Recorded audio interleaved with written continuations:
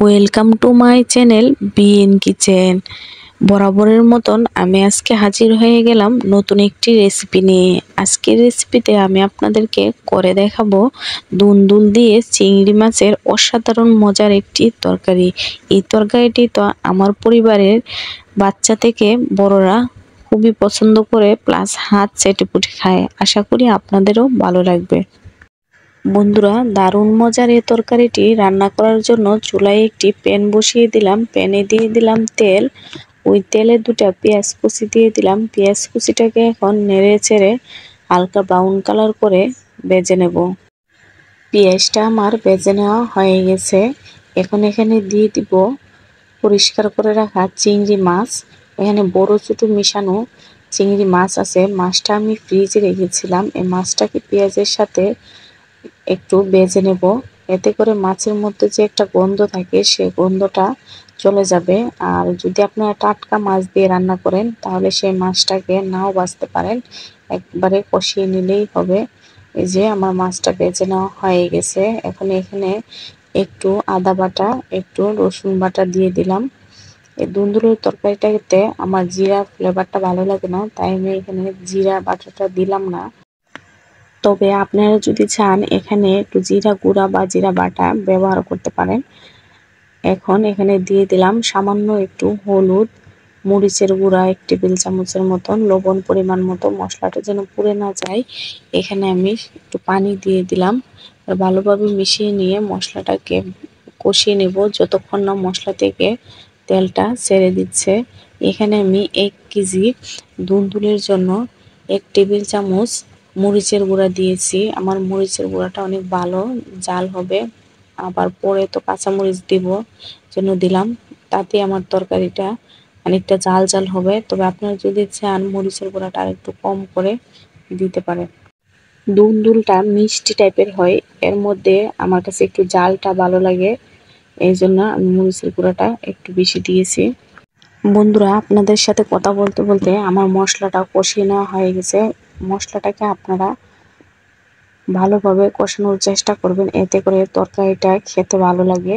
এ পর্যায়ে এখানে দিয়ে দিলাম কিউব করে কেটে রাখা বড় সাইজের একটা আলু। দুন্দুলের সাথে আলুর কম্বিনেশনটা আমার কাছে দারুণ লাগে, এই জন্য আমি আলুটা দিলাম।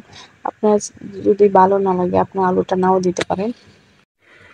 এখন এখানে দিয়ে দিব কেটে ধুয়ে পরিষ্কার করে রাখা 1 কেজির মতন দুন্দুল। আপনি একটু খেয়াল করলে বুঝতে পারবেন যে দুন্দুলটা আমি কিরকম ভাবে কেটেছি। আপনারা আপনাদের পছন্দ মতো দুন্দুলটাকে কেটে নেবেন। এখন সেই দুন্দুলটাকে মশলার সাথে ভালোভাবে নেড়েচেড়ে মিশিয়ে নেব। মিশিয়ে নেওয়া হয়ে গেছে। এখন একটা ঢাকনা দিয়ে ঢেকে কোনো প্রকার পানি ছাড়া 5 থেকে 7 মিনিট রান্না করে নিয়ে ফিরে আসছি। দেখি কি পরিমাণে পানি উঠে। বন্ধুরা, ফিরে আসলাম 5 মিনিট পর। আপনি একটু খেয়াল করে দেখুন দুন্দুল থেকে কতটা পানি বের হয়েছে। মনে হয় আর কিছুক্ষণ গেলে আর অনেকটা পানি বের হবে। এখানে আমার আর কোনো পানি ব্যবহার করা লাগবে না। এই যে এখন ভালোভাবে নেড়ে ছেড়ে নিয়ে ঢাকনা দিয়ে ঢেকে আবারও 4 থেকে 5 মিনিট রান্না করে নেব। দেখি কি পরিমাণে পানি ওঠে।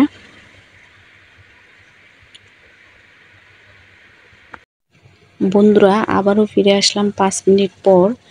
দেখুন আরও কতগুলো পানি উঠেছে। এই পানিটা দিয়েই আমি তরকারিটা রান্না করে নেব। এ পর্যায়ে এখানে 5টা কাঁচামরিচ মধ্যে থেকে ছিঁড়ে রাখা দিয়ে দিলাম।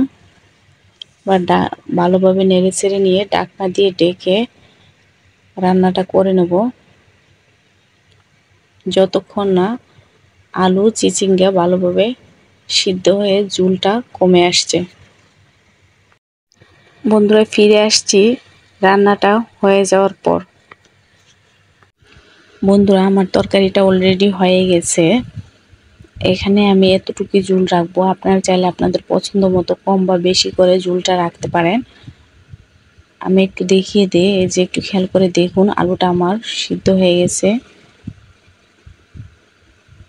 এখন এই পর্যায়ে এখানে কিছু ধনেপাতা কুচি দিয়ে দিতেছি।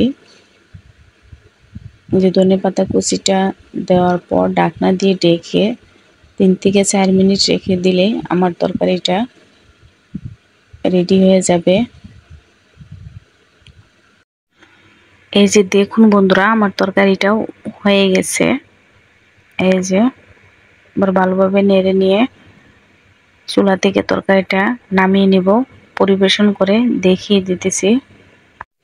বন্ধুরা, আমার রেসিপিটি আপনাদের কাছে কেমন লেগেছে কমেন্ট বক্সে জানাতে ভুলবেন না। আর যদি ভালো লেগে থাকে একটি লাইক দিয়ে দিবেন। আর যদি আমার চ্যানেলে নতুন হয়ে থাকেন, আমার চ্যানেলটি সাবস্ক্রাইব করে পাশে থাকা বেল বাটনটি বাজিয়ে দিবেন। আর যদি অলরেডি বাজিয়ে দিয়ে থাকেন অসংখ্য ধন্যবাদ। আর যদি বেশি ভালো লেগে থাকে বন্ধুদের মধ্যে শেয়ার করে দিবেন। আল্লাহ হাফেজ।